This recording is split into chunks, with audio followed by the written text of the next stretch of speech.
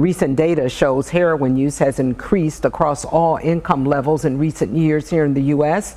Joining us now with more on overcoming addiction is Denise Terryah. She's a certified recovery coach from Odyssey House in Flint. And thank you, Denise, for being here. You're welcome. Thanks for having me. I'm going to start with an obvious question, but it needs to be asked. Is most drug addiction or alcohol addiction accidental? I believe so. We're not kids and someday I want to be a drug addict. We're not like that. It's accidental.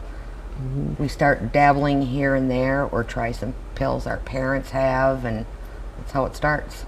Yeah, so do you attribute the addiction part to maybe addictive personality or a person, because everyone who takes a parent's pill does not become addicted. No, absolutely. And yeah, it's a disease, and not everybody has that personality disorder, that disorder where we're going to become an addict. I know lots of people that can drink on the weekends and drink socially. I cannot, because I'll be off to the races. Yeah, yep. So 13 years. 13 years in August. Recovered. In recovery. In recovery. Yep. Tell us about recovery. How difficult is recovery for someone who's addicted? It's different for everybody. It depends on what you use, how much you use, how long have you been using. It's just different for everybody. It's a struggle, but that's why we have groups and people to help us through that, and treatment centers to help us. You can't do this alone. I wouldn't want to do this alone. Do people ever really fully recover, or is recovery a lifelong process? It's a lifelong process.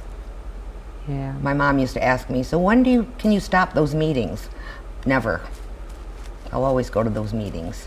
Yeah. And those meetings, what do they do for the addict? What do they do for the person who's recovering? Well, it gets us connected with people that are just like us. It's a place of feeling belonging, like we know we belong there because we're all the same. Yeah. And you work at the Odyssey House. You're a certified recovery coach. I am. You've been through it. Now you're helping others. I'm trying. Yes, you're helping others. So tell us about the services provided there at Odyssey House and how people can reach out if they need this kind of help. We have many services, from detox to residential, outpatient, recovery housing. We have family services. Pregnant women are our top priority. But all they have to do is call our admissions office, 810-238-5888. Tell us what you need, or if you don't know what you need, we'll talk to you and we'll figure it out together. Do you find some family members are trying to intervene and they call you? Yes. Absolutely.